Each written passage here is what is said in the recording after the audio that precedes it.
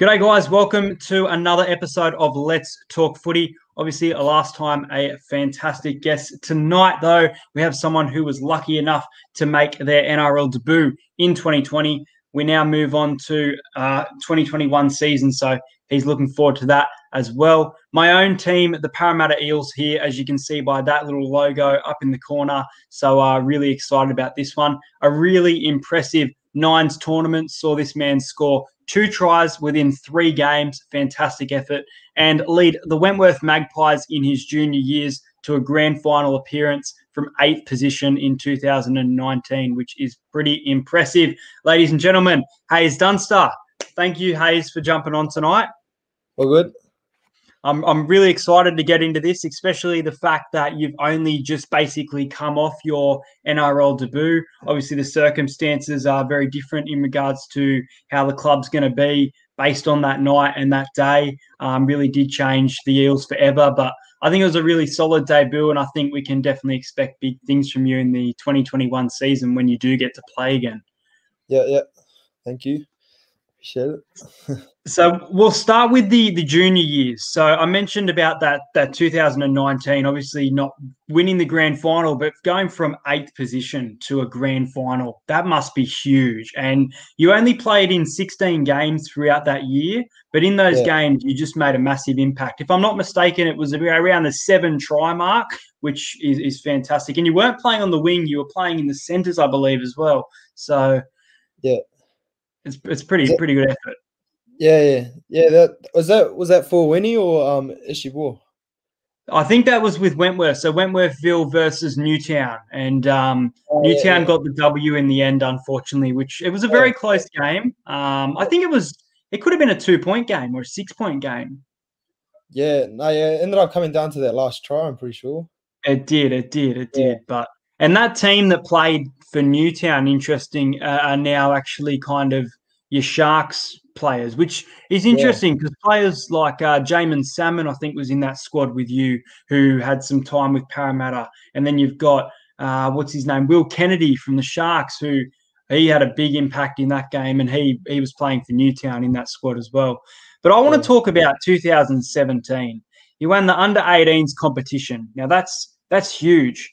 Playing in the centres alongside Parramatta's current 5'8", Dylan Brown, and our big boy, Oregon Kaufusi, huge off the bench. But my question to you is, how much has the bond changed? Because I've spoken about how you're all playing in first grade now.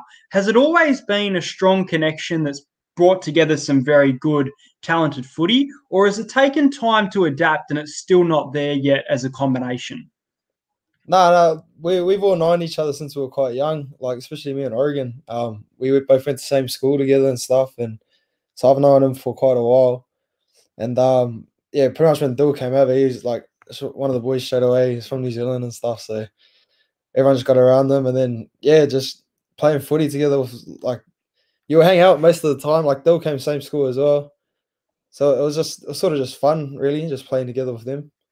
No, that's fantastic that you basically grew up together and known each other, and you're all kind of making your debuts at these different times. But the thing is, when you make a debut, you don't always stay in the squad. And the fact that you, Dylan, and Oregon are now, I guess you can argue whether you'll be starting in the 2021 season is an argument to be made. But the fact that you're playing at first grade level now, and that must be definitely a dream come true for all 3 of you. Yeah, it's unreal. Like we always had those talks at like our training camps and stuff, just saying like there would always be only one of us to make it and stuff, and for all 3 of us to go through and sort of keep playing together, it's pretty cool to see, especially how I came as well. Let's go to the big one for you, which is the Perth Nines. Now, this was your first time being coached by Brad Arthur, who's been a big part of the Eels for years now, and looks like he could be there for another couple of years to come and hopefully deliver us a premiership. How was the experience of playing with the Eels team? And the big one is that not only, I think for you, you knew the squad you were playing with for the most part, but you also welcomed Ryan Madison, who was huge at the West Tigers, huge at the Roosters. For me, I was looking forward to him. And besides probably Blake Ferguson, none of the other boys had actually played with Ryan Madison. So this was technically the first game that he was included in this squad. So how was that, and how was playing along this squad in the Perth Nines tournament? Yeah, no, Matto was good. First day in session, he just like straight to the younger boys and just got to chatting with us. And then for Perth, I actually roomed with him too, so it was good. Like he's a good bloke to talk to. He's always got something to say.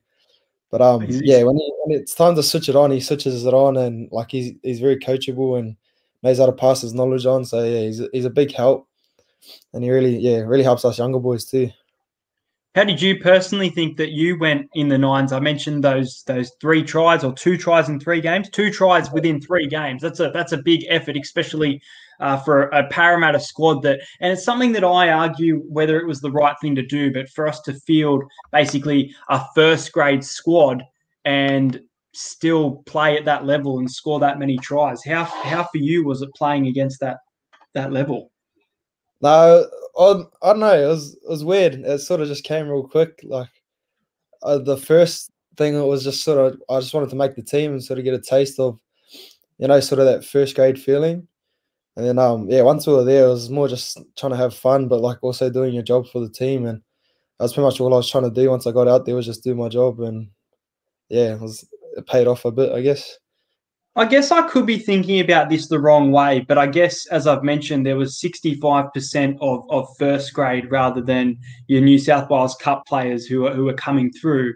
Did that kind of take anything away from your debut? And you've mentioned the fact that playing with a first grade squad and making the team, those words that you said, making the team, does it take anything away from the debut that this was the first time you technically made your, I know it wasn't NRL level as in competition debut, but does it take anything away that it was a debut at the Nines rather than a debut at the competition? Did it feel less special, or did it still have the exact same feeling like you couldn't imagine?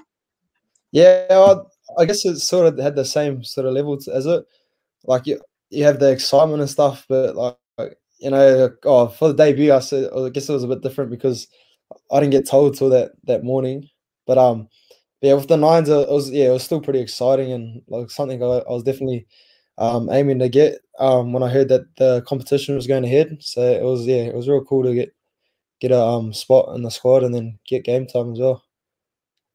What about Brad as a coach? This was your first time under Brad Arthur's coaching. You've been through junior coaching for many years now with Wentworthville and the Jersey Flegg squad. So, as a coach, how was the coaching different, that NRL level coaching, and what makes Brad Arthur such a good coach?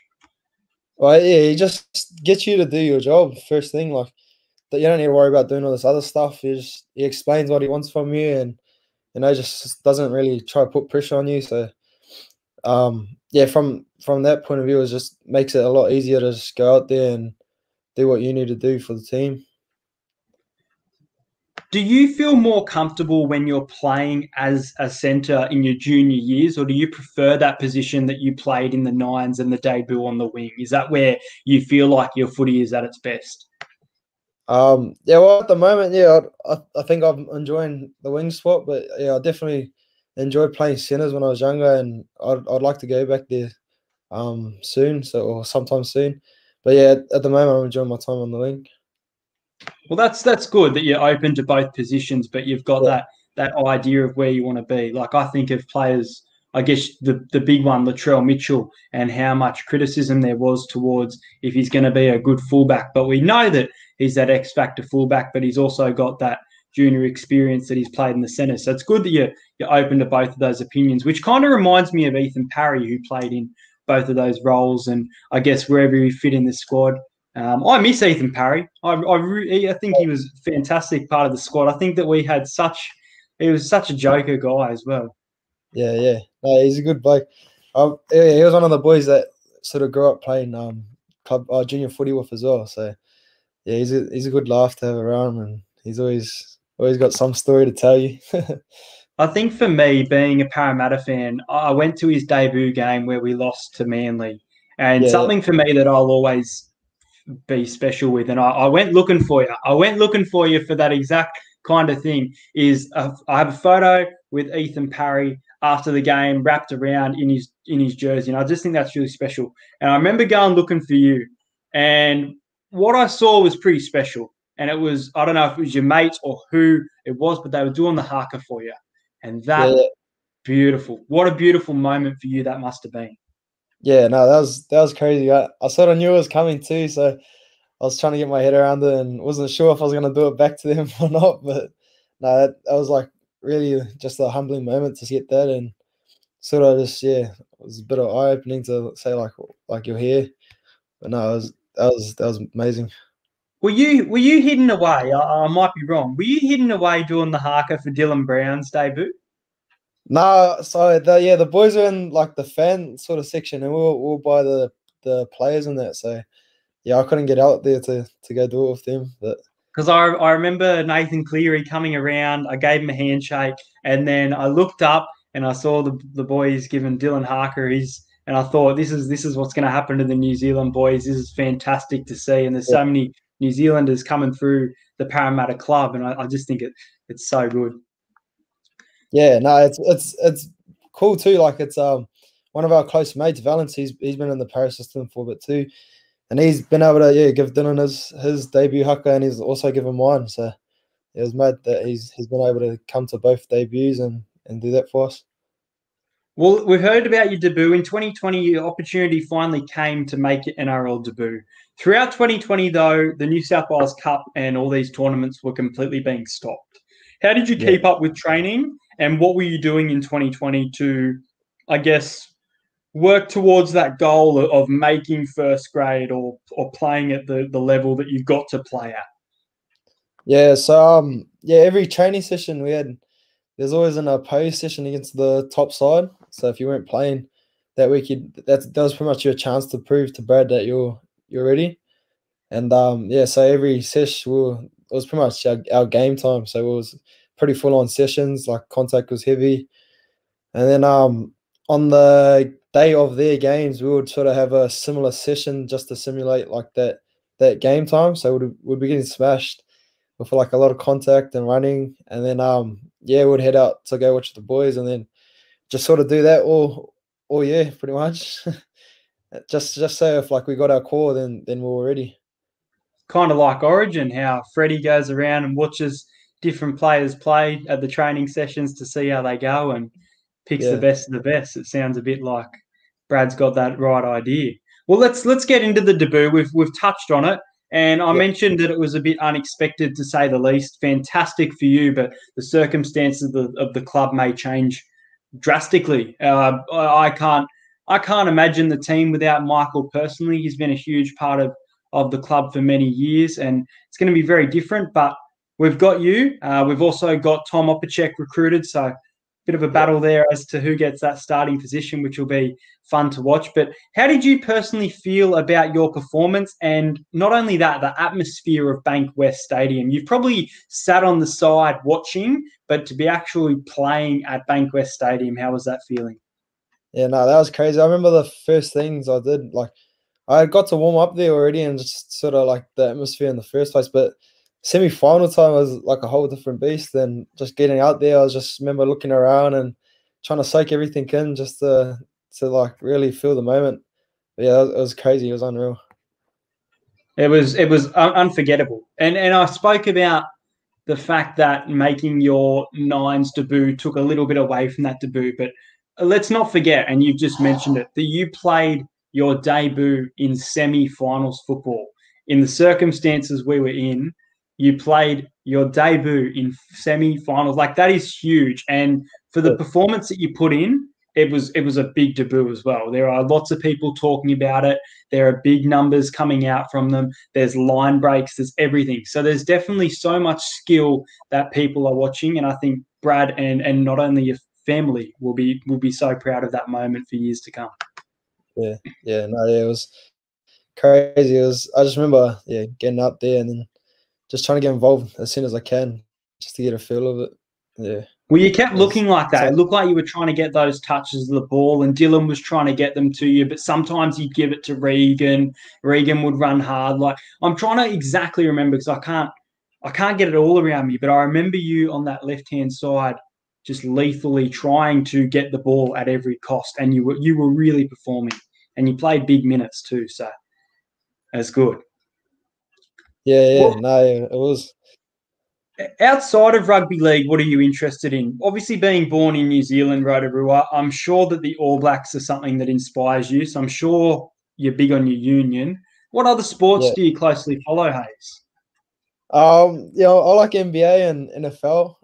Lamar Jackson, he's a freak, and I've always just followed LeBron, so call me a bandwagon, but yeah, I've always just followed I'm a LeBron. Lakers man. I've been a Lakers fan since 2004, and I think LeBron is at running for the MVP at this stage. Everyone's talking about your Giannis, your Luka. I think LeBron is just coming good at the right time, and it's Yeah, pretty early too. yeah. Who, He's crazy.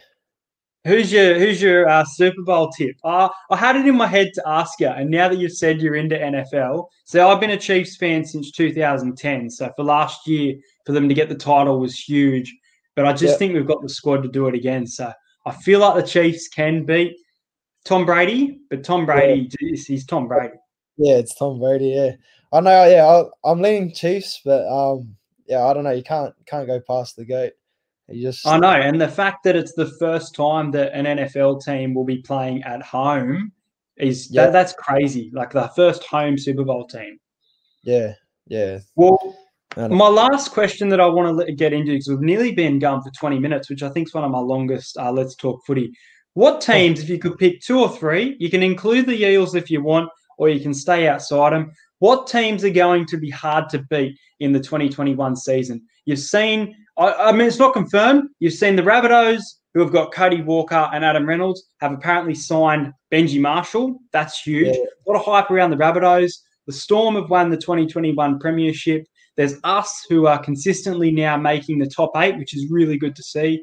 Who for you is going to be scary to come up against, or have you seen our own squad produce plays like you've never seen before?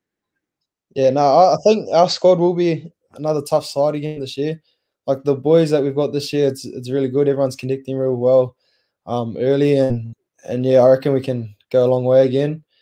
And you can't go past Storm. They're very consistent, and you know it's Storm.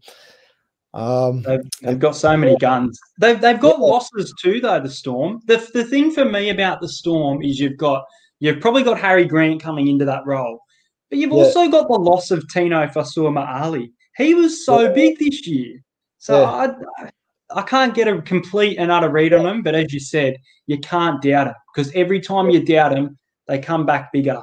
And I hope there's teams like us that can beat the Storm, because we've done it at Bankwest, and I'd like to see it again in 2021. Yeah, 100%. All right, we'll leave it there. I want to thank you so much for coming on the show. I really enjoyed it. I've got some massive guests lined up for the future, guys, so make sure you do like and subscribe. Hope you enjoyed another segment of Let's Talk Footy, and hopefully we see more of Haze in the 2021 season for sure. All right? Cheers.